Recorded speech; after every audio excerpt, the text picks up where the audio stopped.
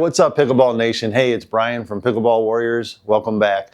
Sorry, I know it's been a while. I've been busy working and doing a few tournaments here and there, took a vacation, but I'm back to start giving more content, and I promise we're going to be a little bit more consistent moving forward. So today I want to do a quick video to talk about pickleball shoes.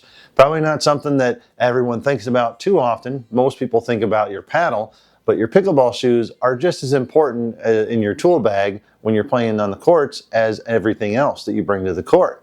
So today I'm going to show you some of the shoes you shouldn't play with and a little bit about why not. And then a couple of shoe examples that are really great pickleball shoes to play with and give you good performance and comfort and also save your ankles. So first, let's talk about the shoes you shouldn't play with. Here's a typical running, walking shoe, CrossFit shoe. This is an Under Armour shoe that I've had for quite a while. Here's your tread pattern. And this is a great shoe, right? But it's not good for those side-to-side movements in pickleball when you're pivoting and leaning and pushing on your soles really hard, and it doesn't give you the support back here that your ankles need to help prevent injury. This shoe is made for that straight back and forth motion. That's really what they're designed for, okay? That's why it's not such a great shoe. Sometimes you see people out there in their work shoes, they came straight from work and they got to play so bad. Not terrible, but probably not ideal. It's probably going to wear the shoe out a little bit more. It's going to be a really warm shoe. It's going to be a heavy shoe. I know this one is on like the 16-ounce side, but just not right for playing for a long period of time. You're going to wear out, your feet are going to get hot and probably start to smell. So also, sometimes I catch some people on the courts with these things. Stop these people. If you see that person out there wearing a sandal or a slide, advise them that's not a really good idea. They're probably going to hurt themselves or destroy their shoe, especially if they like the shoe, they might want to get off the court. So here's a few examples of some good pickleball shoes that I've used over the years. This is my current shoe from Skechers. It's the Viper court shoe, but I've had these. This is the Wilson, and then this is the K-Swiss, and I've also worn the Asics and the Head court shoe. So a little bit about these.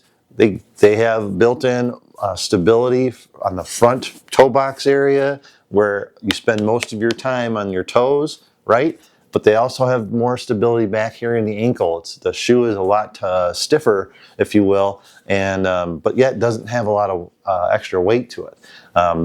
These shoes start at about 11.5 ounces and go up to about 15 ounces. All three of these are 11 to 12.5, and these are shoe size 12 to 13 with a wides over here. These two are wides, and I'll talk about that in just a minute. But what's really important is our tread design. Now you can see here, I'll give you a little bit of a close-up. This one's pretty worn, right? Obviously I'm on the front of my shoes, on the balls of my feet, and you can see where my toe pressure is because I've really worn that one down. Now here's my newest one, and yeah, there's a good example of the tread pattern that you're going to see in a court shoe, right? Gives you that straightforward pivoting ability, and again, it's a nice sturdy construction. It's got support here in the arch, and it's got a little bit extra wide pattern here for where your feet are going to be pivoting and moving laterally on the courts. So these shoes, they all range from about $85 to $125. But the biggest important about these things is, what do you like? Try different shoes out. You can't wear them out once you buy them. You can try them on an inside court surface or like walking around your garage or something. I don't know, it sounds silly, but once you get a lot of scuffs on them, most manufacturers or stores aren't going to take them back. So be really careful when you try these shoes out. This is my Wilson Pro shoe that I wore quite a bit, and I still will wear as a backup.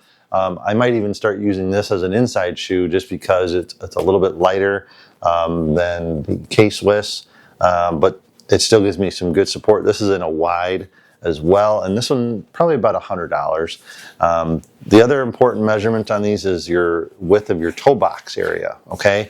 The width of the toe box area in these shoes, you're going to see a range of about 92 millimeters to 115 millimeters. This one and the Skechers are around 103, 104 millimeter side because they're wider. The K-Swiss is 95 5 millimeters, I believe, so it's a little narrower shoe. The narrowest shoe I found online when I did my research for this was an 85 or an 86 millimeter shoe that Babolat makes, and that can be for a lot of reasons. You know, narrower footed person, smaller person, you know, and they're an adult shoe. It's not a child shoe. Obviously, children's shoes can get a lot narrower, but these are all adult shoes. You want to make sure when you're reading the specs, kind of know your measurements. You know, not just your size, but maybe, you know, measure the toe box on your tennis shoes that you're wearing now that are comfortable, and that'll give you an idea of which one's going to be best fit for you. Example of what the right shoes look like and what the wrong shoes look like, so you can prevent injuries, play longer on the courts, not have fatigue from your feet getting worn out or injuries to your ankles. It's a really big problem, and I don't want to see you guys face these. One last thing I wanted to add about these shoes was all three of these shoes are top quality. I'm very happy with all three of them. The K-Swiss was my top favorite shoe for a while until I got the Skechers. Now, I've only been using the Skechers for about 2.5 weeks, and this is the Viper Court, not the Viper Pro Court. I will try that one next, probably when they come back into stock and I need another shoe. I hope this has been helpful to you guys. Also, in the near future, I'm going to have an update about the Victory Pickleball Complex in Rockford. Really excited to talk about this and share the information with you guys and how this place is coming along. It's going to be a fantastic place to play. Some information on who they've been hiring to general manage, the food and beverage manager, as well as their pro. So I can't wait to share this with you guys. Really, really excited about it. One last thing I want to do today too is give a big shout out to Coach Bill. He got us hooked up with our Pickleball Warriors banner. Pretty awesome. We'll have this out on different sites, hopefully for meets or tournaments and stuff, but just a great thing to have in the background here. Really appreciate that. So drop me a comment down below, guys. Let me know what you think about this. Hope these shoe thoughts are helpful to you. If not, or if there's something you want to see differently, let me know. Otherwise, don't forget to like and subscribe and tell your friends. Appreciate you guys. Have a great day. See you on the courts.